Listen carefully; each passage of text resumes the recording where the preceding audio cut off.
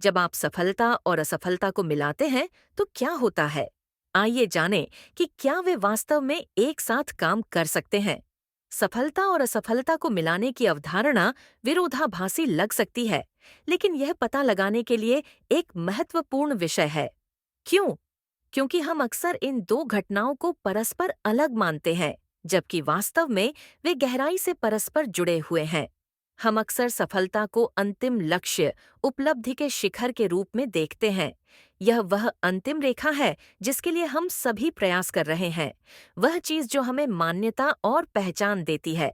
दूसरी ओर, असफलता को इसके विपरीत के रूप में देखा जाता है, अंतिम भय, वह चीज जिससे हम हर कीमत पर बचने की कोशिश कर रहे हैं।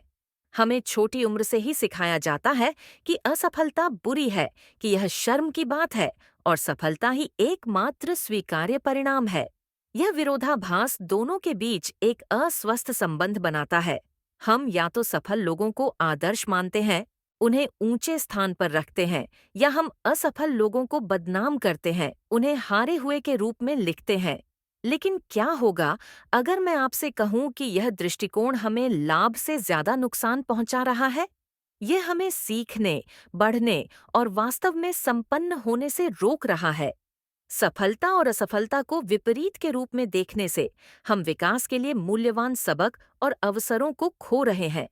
हम उस भूमिका को स्वीकार नहीं कर रहे हैं जो असफलता हमें उस स्थान पर पहुंचाने में निभाती है जहां हम पहुंचना चाहते हैं। हम यह नहीं पहचान रहे हैं कि हर सफल व्यक्ति ने किसी न किसी समय असफलता का अनुभव किया है, और हम पुनरावृत्ति, प्रयोग, कोशिश करने और फिर से कोशिश करने की सुंदरता को स्वीकार नहीं कर रहे हैं जब तक कि हम इसे सही न कर लें। उदाहरण के लिए थॉमस एडिसन को ही लें।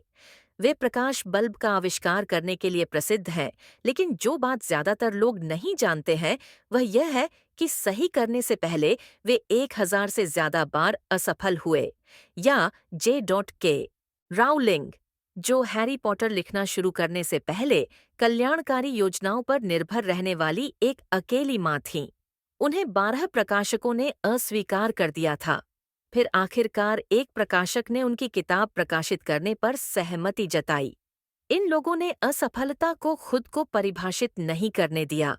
उन्होंने इसे आगे बढ़ने के लिए प्रेरणा के रूप में इस्तेमाल किया, जब तक कि उन्हें सफलता नहीं मिल गई।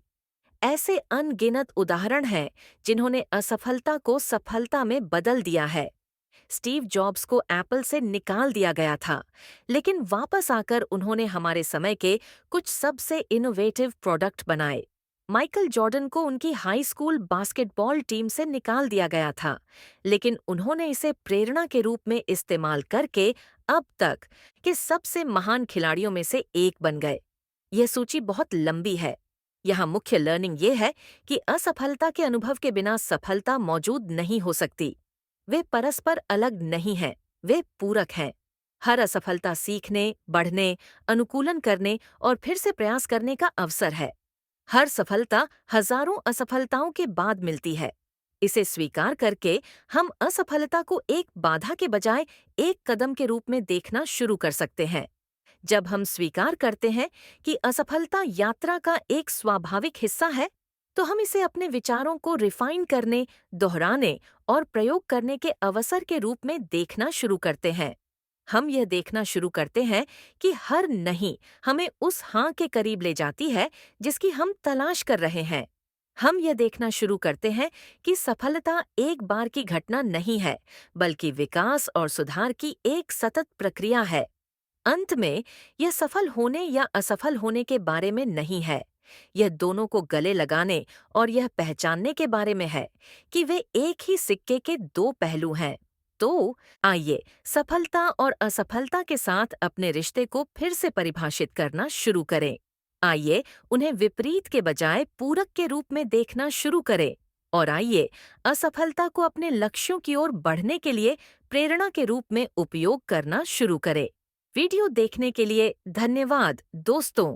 अगर आपके पास असफलता को सफलता में बदलने के बारे में कोई कहानी है तो मुझे नीचे कमेंट में ज़रूर लिखें, मुझे अच्छा लगेगा। और personal growth and self improvement पर अधिक जानकारी के लिए मेरे अन्य वीडियो देखना न भूलें।